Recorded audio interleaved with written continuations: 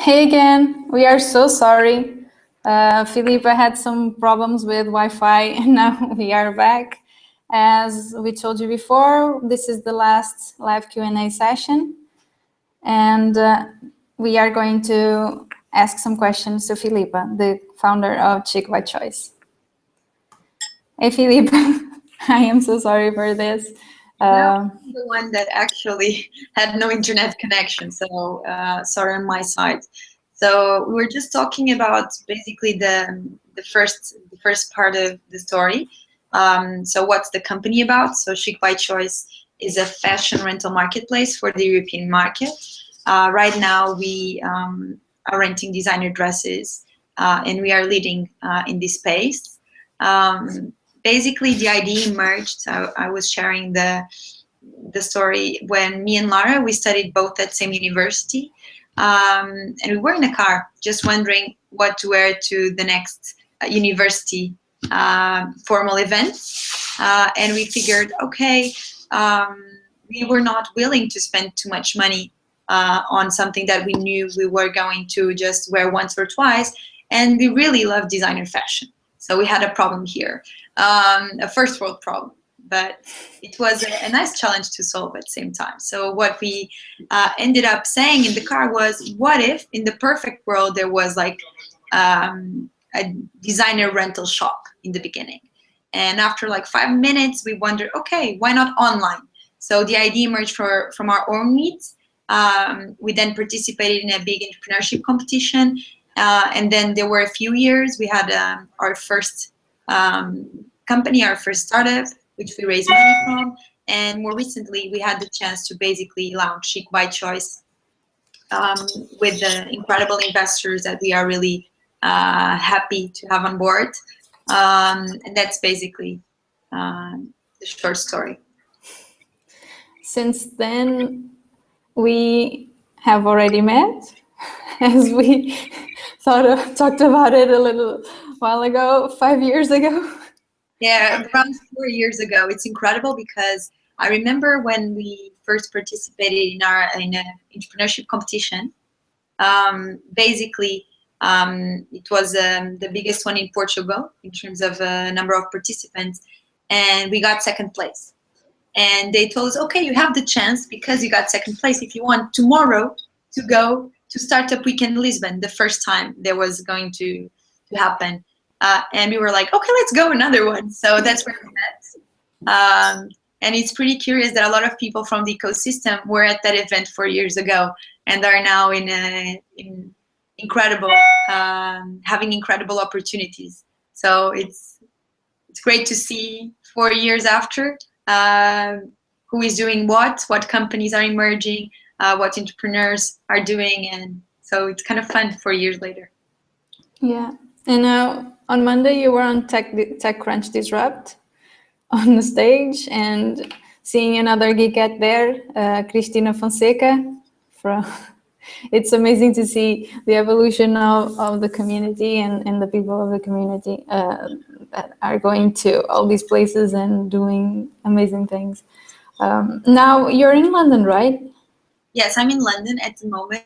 So basically, I split my time between Lisbon and London because on one side we have all the communication side, and our customer base is around 70 to 80%, depending on a month, from the UK. Okay, but at the same time we have all operations in Lisbon.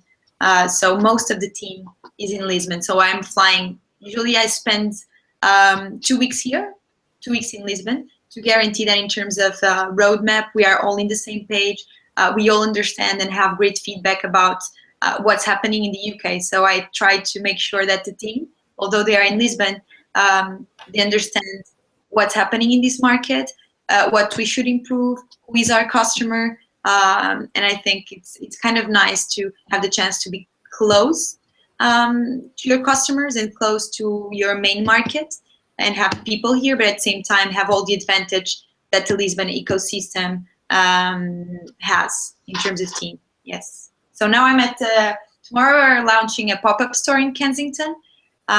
So it's quite exciting. We're going to have here some of my favorite magazines. So that's why you see some dresses in the background. I wish we had more lights here at this moment, but yeah, you can see a little bit of the dresses.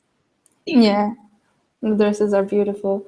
So your market now, the Chic by Choice market, is European, or do you ship overseas other than Europe? So basically, we only ship to Europe, to places where, in terms of duties, we are duty free. So we don't ship, for example, to Switzerland, but we ship to most Europe. Let's put it this way. So that already is like a huge market. So our way of figuring out where to grow, that's like more strategic, and that's what we are focusing on. So what are the 1 or 2 big markets that we want to focus on? And we decide, okay, let's go after UK and Germany, because those are really big e-commerce markets with purchasing power. That's really important, because our customer, they're not as much price sensitive as you would expect.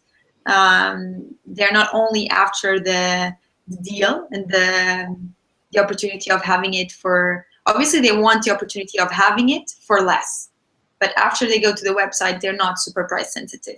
So yeah, basically we decide those are the main 2 markets, and it's more about, instead of where are you shipping, it's more about where are you focusing as a company. So yes, although we ship to most European countries, this is our focus, and I think that's really important to define when you're launching a business. It's not everything you can do, is like, where are you going to focus? So that's one of the reasons why you decided to buy La Remia. I don't know how to say the name. Yeah, I hope I don't offend anyone. one of the reasons was that it was an amazing opportunity in terms of customers, because it's a really local market. It's important to have a base, and we knew that we had better knowledge in terms of digital. So our traction numbers were higher, but they had the local network. So they had also partnerships with brands that they introduced us to, and that now we have at Chic by Choice. For example, Monique Loubier, which is one of the designers that I really like. So in terms of, it was the ideal time. We were growing in Germany. At the same time, they had the partnerships, but in terms of digital knowledge and traction, we were growing much faster. So basically, these 2 components together, and the fact that we really liked the founders, so they became advisors at Chic by Choice, that made all the difference, because in the end, it's all about people, right? You don't want to be having people in your team as advisors that you don't connect, or that you don't respect their opinion, right? So, and they had an amazing background. They had, actually, La Remia has been around for longer than Chic by Choice. So when we acquired the company, they had a lot of things well done and a lot of mistakes, and that's good, because it was amazing that we were able, in terms of learning curve, to understand the story, like to understand, okay, what worked and what didn't work, and so that we don't do the same mistakes in that market. So yes, we were buying knowledge. Yeah, I totally understand. And Chic by Choice is really, really new. You don't even have 2 years old. You aren't. It's not having. They're like a little baby. Yeah. And you already got over 2 million euros or dollars in investment in less than 2 years. That, like, this week you announced another 1.5 million. That's awesome. Congratulations. It's really exciting, because in terms of, like, there's no way to expect that a business that is disruptive and that you're building a new category, it's going to be capital intensive for a few years. And you just need that investment to grow fast, because the e-commerce market is really competitive. And at the same time, it's really copyable, in the sense that you can do clones really easily, unless you actually have the capital to grow fast and have that traction and get your consumers happy. So that's why, for example, some people would ask, why do you need as much capital if you're just 1 year something old? Or why dilute yourself in terms of cap table?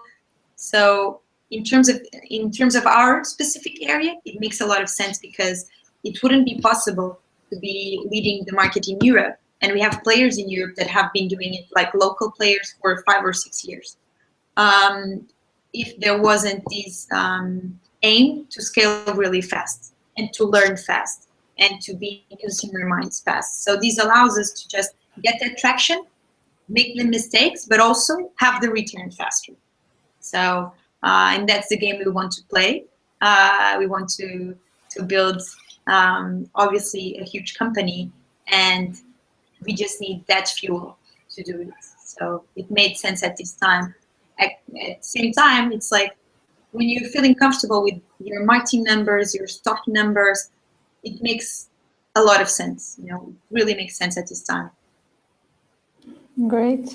So having such a fast pace, how is your day? Like you say, you spend 2 weeks in London, 2 weeks in Portugal. So how is this? Are you one of those entrepreneurs that wake up at 5 a.m. and go to the gym? So today I woke up at 6:30. So, but it's really interesting. So my schedule in London my agenda in London is completely different than my agenda in Portugal. In Portugal, I'm at the office at 8:30. So because I need to be there before everyone else. Although, you know, culturally, people in Portugal, they don't work at 8:30. They work much later. But I'm there at 8:30 to make sure that in terms of planning, everyone has the roadmap distributed, and I have meetings with the project managers and marketing team and so on. So it's really important when I'm there to be a bit early.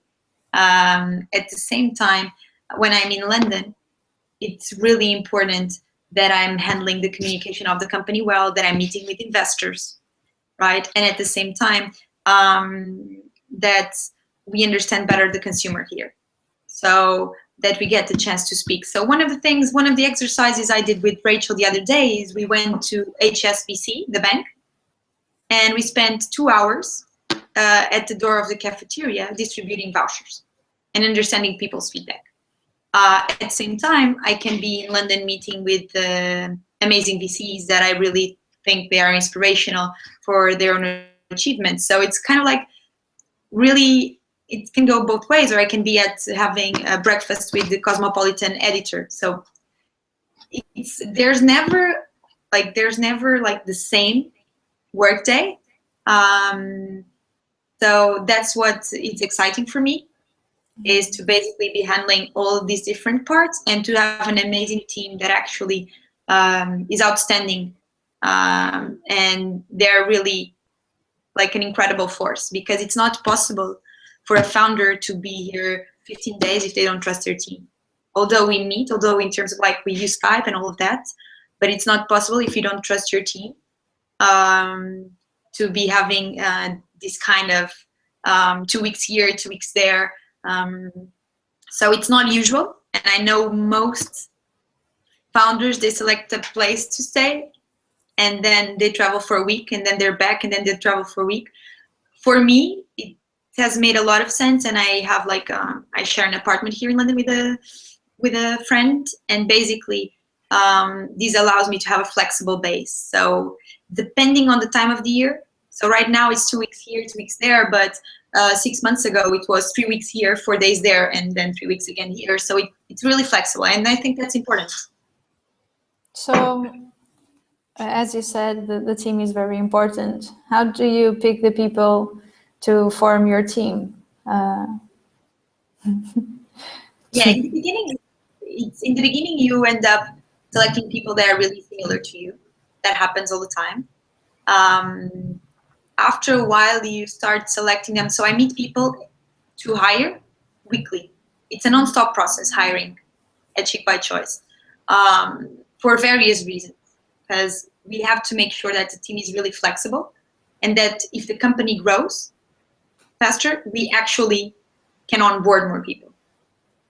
So, and it's really important to be learning from everyone that is in the market, because sometimes it happened that I had whatever lunch, or that it was a brief meeting, and I ended up just really liking that person in particular and trusting them a lot. So I asked for recommendations. So sometimes it's more formal, sometimes it's more informal. But the way we select people in the beginning is, so for example, João, who is one of our developers, he basically was a friend of a friend that was working at Deloitte. And I asked a friend, okay, let me know if somebody you know actually wants to join a startup and knows how to code Ruby on Rails.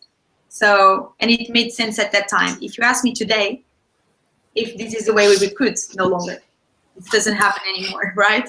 So, but in early days, so you have different stages of the company. And for different stages of the company, you need, you recruit in a different way, and you need people to adapt. So, for example, now recently we just hired our tech lead, and it was a recommendation of one of the partners of Faber, and he came from Lithuania, for example. He was at a big startup, a startup that has 200 people, and he moved to Lisbon now. So, but it was a referral, just a different referral. Sometimes we use LinkedIn, like everyone. Sometimes we use recruiting companies like Landing Jobs, for example. So a Portuguese startup. So it really depends. What I think is important is I realize that culture is the most important factor when you select someone, because the technical ability, you can find it, but the cultural fit is really, really important, especially because not every day will be sunny days, and sometimes you'll have to work really late. So, and you need that cultural fit. So yeah, that's one of the things that I didn't pay that much attention in the beginning, and that now is the main driver for me.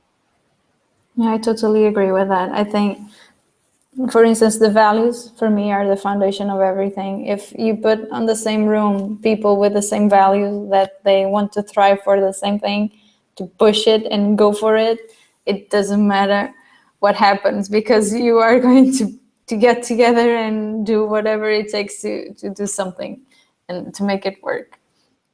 Yeah, because we're in startups, we just like 1 second. In startups, you're trying to do the impossible, right? It's like 1% chance or something, I don't know, to actually build something really big, right? So on one side, you need the crazy people, but on the other side, you need the execution people.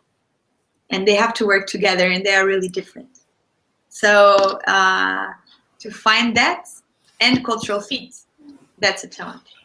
Yes, I think I'm part of the crazy people. The dreamers and the doers need to get together and get along and do something else. The dreamers just dream and the doers just do, and it doesn't, they go that way. So we have a question from a boy, from Pedro Gaspar. He's asking, how painful was the process of acquiring Remia? How long did it take, for example? Okay, so to let you know, so we met at Web Summit last year, not this year, last year. And the girls were in our stand, and they were really nice. They were saying, okay, I really like the model that you do everything according to demand. And it was a nice conversation. They met Lara, not me, at the Web Summit. And we didn't exchange emails until a few months later. So around June, I think, around June. So, and then they contacted us saying, okay, we like what you're doing. We think that there are better chances of building something successful if we are joined. And it was really interesting because for us, we knew what was to build something that you don't actually manage, because we had that before in our first company. So we told them, okay, we don't know much about your numbers, but just to be clear, it took us a long time to get where we are. And it's important for us to make sure that we are the ones that manage the company, just to start the conversation. And they were like, yeah, it makes sense. We like you. We trust you. And you're growing faster. We prefer to be part of something bigger than to have a big stake of something smaller. So that was basically it. So in terms of negotiations, it was around, I would say, from first serious conversation about it to signing, I'm not sure if it was 2 months, 2 weeks, or something like this. Like it was 2 months something. Yes, but contracts are painful. Yes. Are really painful. And cost a lot of money, just to let you know. So always consider that, because it's a headache and it's a lot of money. The experience you had with your previous startup may have taught you lots of things, right? And now when you are doing a contract with other companies, now you probably do that in a different way, and you manage the people in a different way, right? Yes, I think that, so me and Lara, we had the chance to have our first startup at 21, raising a lot of money, raising $500,000, but without the majority of the company. So now it sounds ridiculous, but we were in a time that there was no Portuguese ecosystem. There was the first competition of Startup Weekend, so nobody had a benchmark, right? So we would not know what's fair, what's not fair. We were 21. We were wanting so badly to start that we signed a bad contract. And it's also part of our story. We do mistakes. Today we do mistakes still, but at least we read better the contracts, and we are more conscious about how important it is to actually be managing the company and have that written. So we were not CEOs of, just to be clear, we were not CEOs of the company. We didn't have the majority. So basically after 1 year something, we realized, okay, we are not aligned with our investors, which has the majority of the company. So it makes more sense to just go and start a new project where we actually could input and could manage a company. And yes, it taught us a lot of things. And the most important thing is partners. So select the right investor, the right partner who understands that he needs to basically give you the chance to manage, give you the chance to fail, but help you. Because it's not something that it's Filipa and Lara, it's Filipa, Lara, the team, and the investors that are part of the team. And I really like the way that our investors have been cooperating with us, building the company, bringing innovative ideas, helping with some transactions like the acquisition, giving their comments, their opinions, their help, because this is not a two-people company, right? And we have a lot of people and mentors that we ask for help and that we ask their opinion. And that's really important also, the fact that you should have mentors. Yeah, that's really, really important. Like the basis, the team, the culture, the persons that have your back, right? Yeah, and the investors. Honestly, I think investors are really, because it's not, when you're trying to build something that's not the common shop or not the common business, I would say, when you're trying to really build something that it's a new category, you're going to have challenges.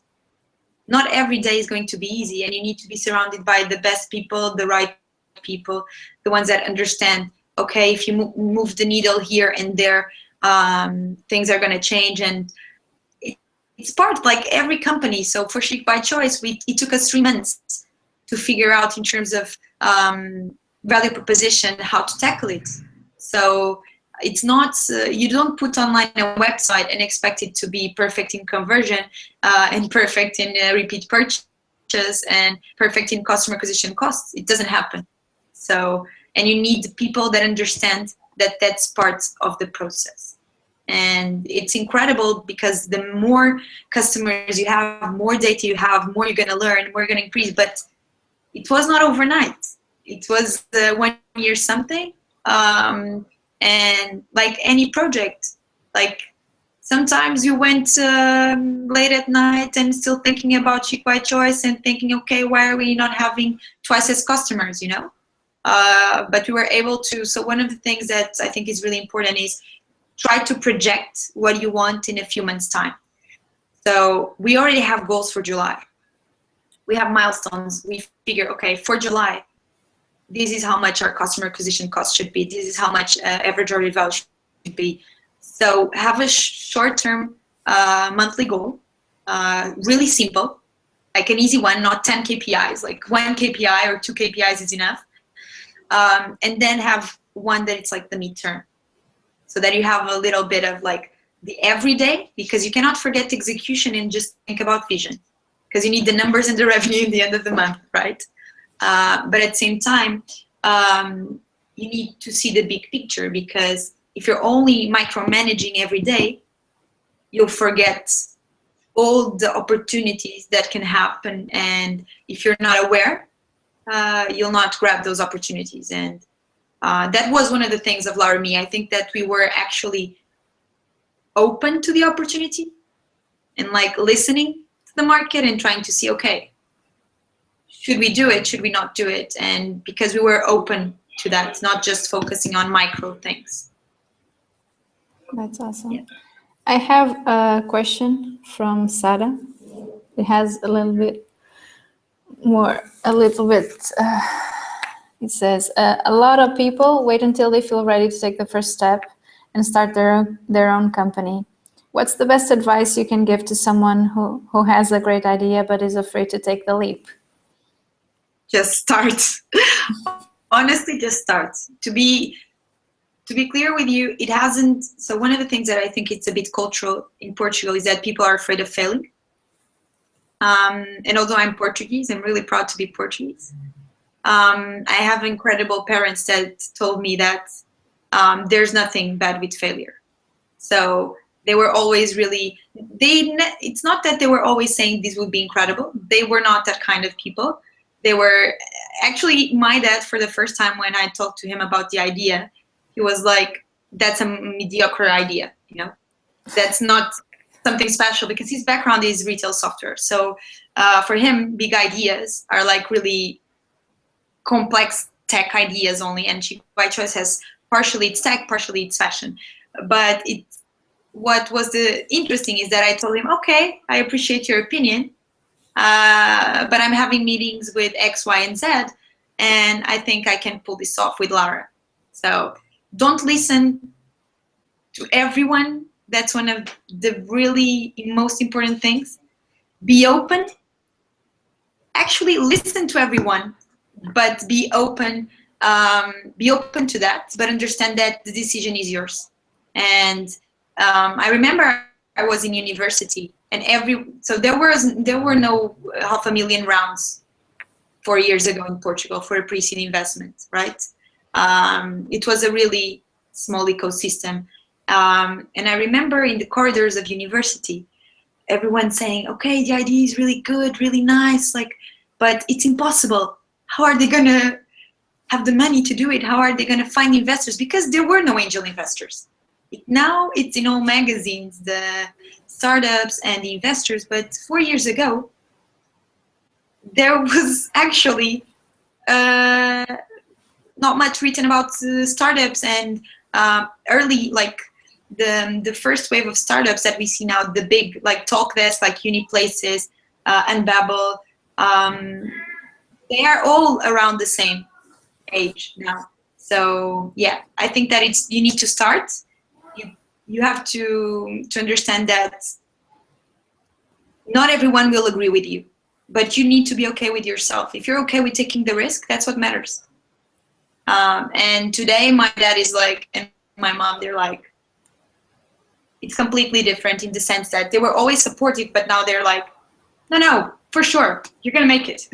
So it's really interesting how actually, if you are decided, if you really want to do it, and it shows, then half of the problem is gone and everyone will support you. So yeah.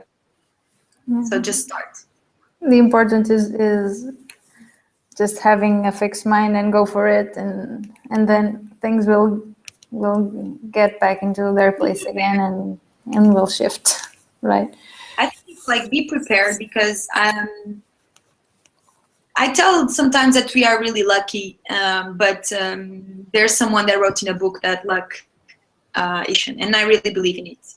I don't remember a meeting that I didn't read everything about the person I was going to meet. So I always like have 1 hour of reading before meeting someone.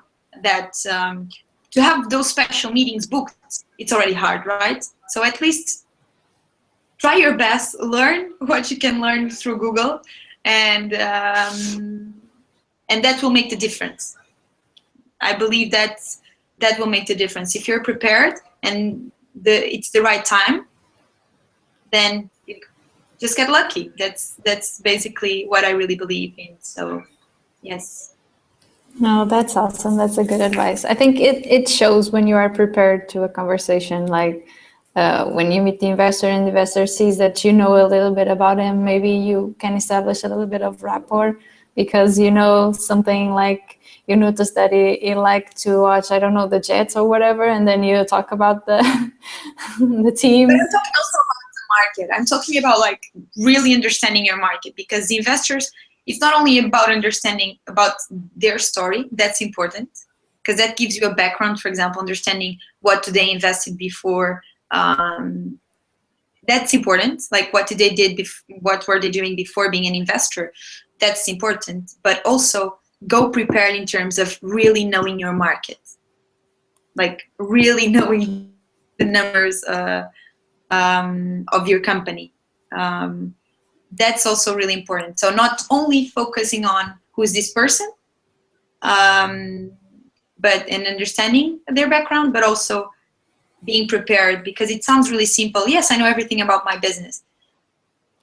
It's not. Like, we have a lot of data. We have people working on data from different departments, and every day I receive new insights. So it's like you need to, like, I'm always surprised with things. So there's always space to learn more.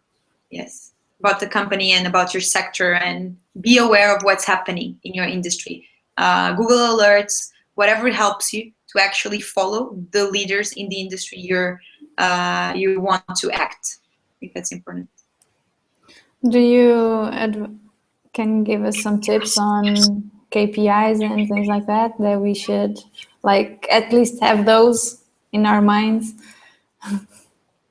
Okay, so I was just talking today actually with a VC about what were the KPIs, and he was telling me that he was discussing the KPIs with another VC. So what KPIs do VC? It's curious because they between themselves talk about what KPIs do you use. We are in a really specific area. We are in the e-commerce side. Our plans in terms of business is to grow from that and build, obviously, like another layer on top of that. Is not, but where we are today in e-commerce only, it's basically the customer acquisition costs, the gross margin, okay, average order value, and retention, which means repeat purchase. So these are the KPIs. So that's what you need to have in mind. So talking a little bit about each one of them, just to be clear, in terms of customer acquisition costs, it needs also so it's how much you're spending to acquire a new customer. Okay. These days, I also believe that we spend money to retain customers because of remarketing techniques, which a few years ago were not available. So at Chic by Choice, we have the customer acquisition costs for new customers, but we also have not customer acquisition costs, but retention costs.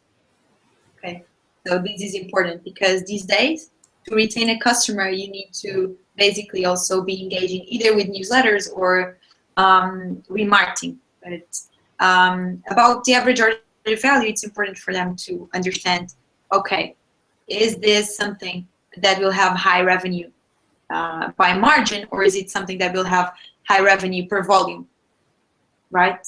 So at the same time, they really look at gross margin because there are some indicators in the market. So in retail, that's really a really important KPI to understand if the economics of customer acquisition costs, okay, and the order value, how do they play in gross margin?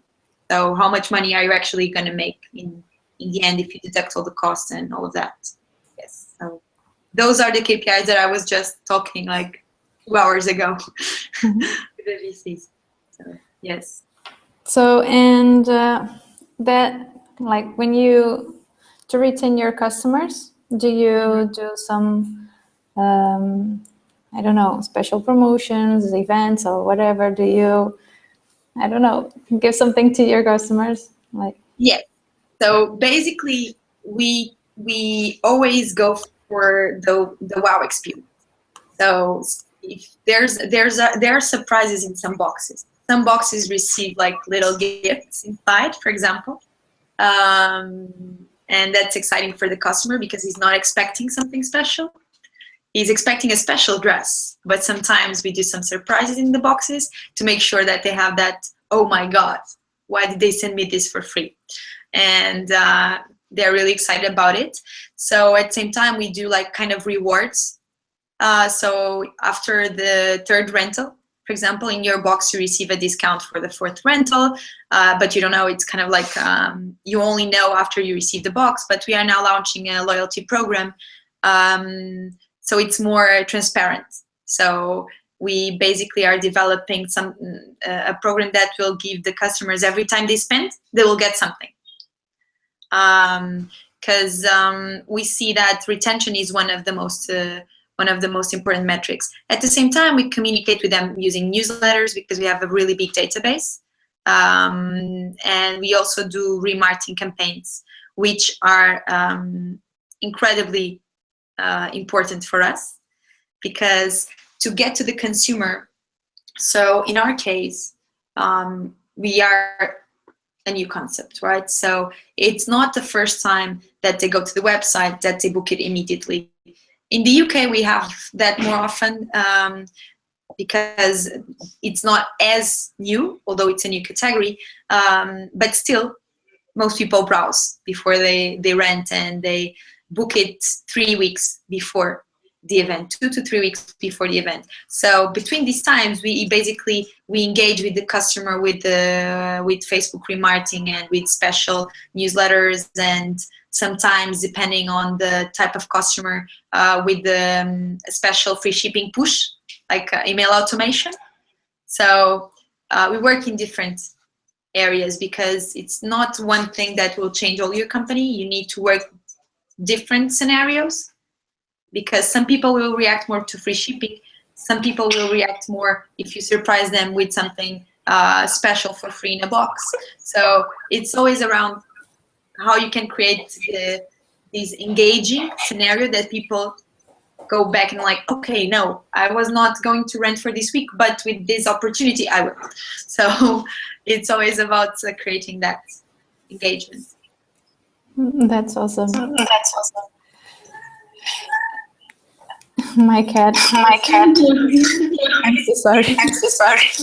You must speak up. So let me see if we have Clara is asking, how important are those KPIs to keep the team motivated? They are massively important because you cannot, like, everyone knows the KPIs that we need to achieve in the team. And actually, part of the team has incentives in terms of bonuses. So it's important, and everyone feels that basically the marketing team gets also everyone motivated to receive their bonuses, which is good because we are actually motivating certain departments that motivate other departments, and that's really important. The way we have decided is, as I told you before, we have one KPI for sales and one KPI for operations, and everyone knows the KPIs. So the fact that everyone knows, if it's not going into the right direction, everyone feels the pressure. So yeah, so make the KPIs really clear across the whole team. Do you have any advice for the person that is starting, that is making a startup, and has hired someone that is not working, and they're like, okay, now this is a kind of tricky situation. I can, like, if this person is bringing the energy down and the things are not working, what would you do? You would like talk to the person, or I don't know, the Regarding, so the first question is the advice, right? And so can you separate into questions just to be I'm clear sorry, that like when you're starting when you're making a startup with like 2 or 3 people, and one of them like is not working or is pushing things to the wrong way, and So first of all, I think it's really important that to explain how it worked in the beginning. So we are two founders completely different from each other, really complementary. So it's really interesting how Lara is so supportive. So when I'm not in my best days, Lara would tell me, but I'm sure you made your best and it's great what you're doing. When she's not in her best days, I would motivate her and say, okay, but I can help you with this and that. Let's do it. We'll get to the goal. So that makes it, so that's your first team. So the people that are like the founders, they need to be really complementary, because when someone is down, the other one is up, or it helps at least to balance things, because there's everyone thinks that I'm lying when I say we have no fights, but we have no fights. It's really strange, I know, but we have no fights, which may be bad, I don't know, but it's the truth. So I think that it's good that one uplifts the other. At the same time, we are in a stage at the startup that it's not like it's a job. It's not like, oh, I don't feel like working. No, it's like I can motivate people if they want to be motivated. But I also, I'm in a stage where if after we have a conversation, and after realizing the aspirations of that person, if the aspirations of that person in the team are not the same, it's just better to adapt the team fast. So we have conversation. I'm always open to discuss whatever people feel about their work. And from there, like, we see, okay, is this a situation of 1 week where everything is going wrong at your place or at home or with your parents or with your girlfriend, or is this really much more than that and much deeper? Because it's really emotional. Some of the things that happen in terms of team are not logical, they're emotional. So I think that it's really important to understand, is it just a bad week, or are you not anymore looking to fight for this project and interested to join and be in this battle, kind of. So, and we really need to differentiate things, because we are in a stage that it's not the company also only that needs to motivate people. It's people that need to be motivational for other team members. And right now, the most important thing is that if you have someone that is not happy working, it becomes a toxic element in the team. If it becomes a toxic element in the team, it's time to go. And it's tough, because it's people that have helped the team grow. But you have to do whatever is best for the company. Not only, it's really hard, but there are some decisions that either it's about your likability or the company. And sometimes you cannot have both. You try, but sometimes you cannot have both. And that's really difficult, because we are almost all the same age. So it's really exciting for all of us to be building this. And sometimes we are Latin, so although we have people that are from different countries, we have 3 people that are not Portuguese in the team of a team. We are really emotional, we're really emotional people, and it's really interesting to, okay, after a year, we have some people decided it was best to go. Some people we had to fire, and some people I'm still wanting to recruit, and I didn't have the chance because I'm almost begging, and I'll be waiting 3 or 4 more months to get them on board. So it's all part of it, you know. It's part of it, and it's part of the game. Just, we have 2 more questions, and I think it's time for us to go. A quick one, like, who inspires you? Do you have someone who you look up to? Yes. So there's not particularly like one person, to be honest with you.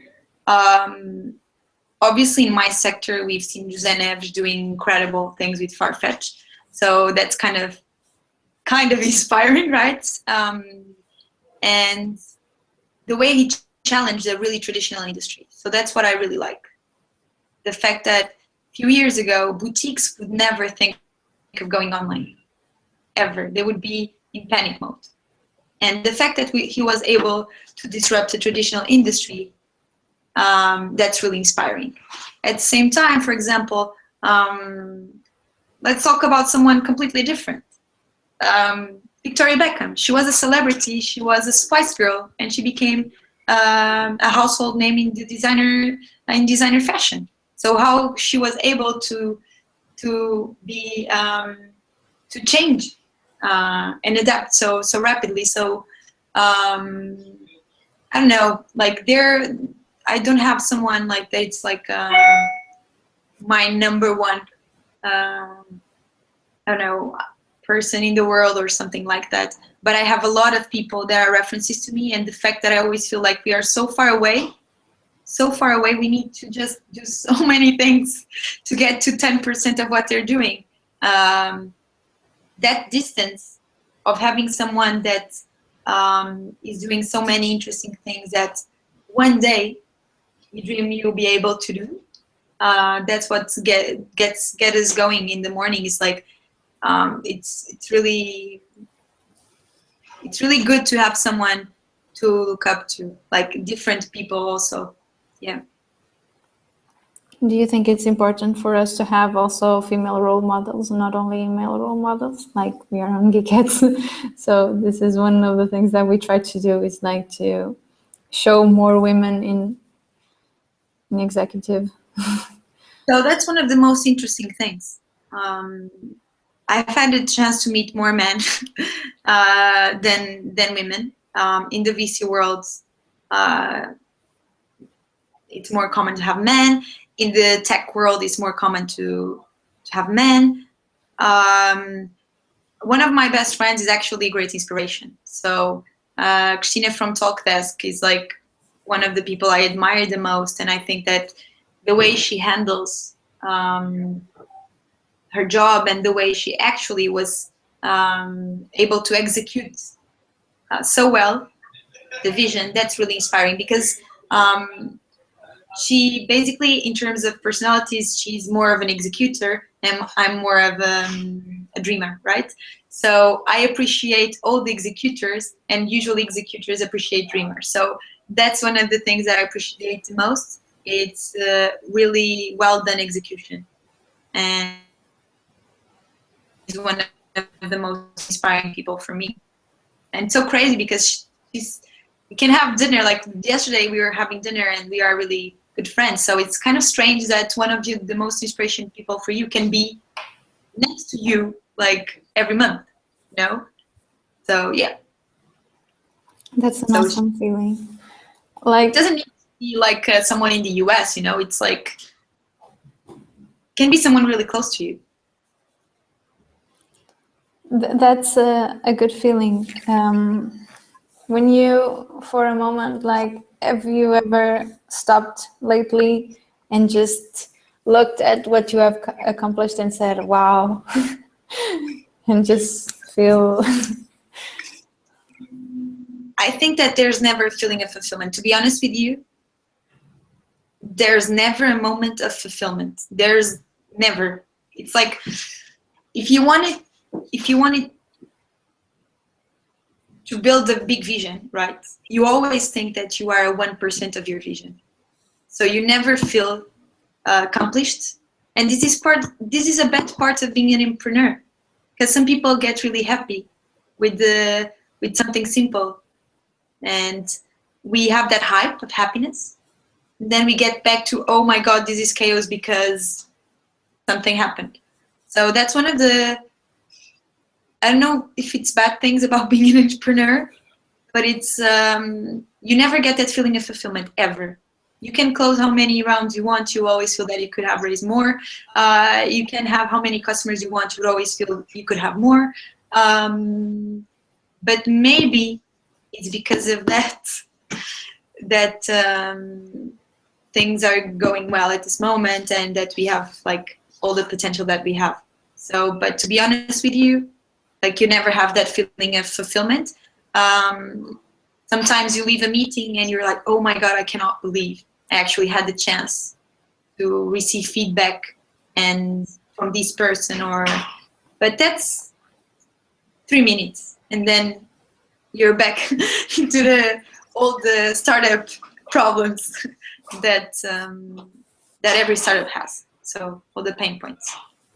Okay, I think it's 8:30, so I think it's better we finish our session. Thank you so much for being here. I am sorry for all the tech problems and stuff like that. Thank you so much for inviting me. It was a great conversation. I hope it was an honest conversation, and that it helped some entrepreneurs, or even if not entrepreneurs, like other people in our age, our ecosystem, whatever, it doesn't matter, that helps someone. I'm sure it did, and it will. The video will be available on our YouTube channel, so everyone can watch from now on. So I'm just going to say goodbye to our Geekettes. This is our last session of 2015. Maybe we'll come back next year or not. We will be waiting for your feedback, and I hope to see you soon. Bye.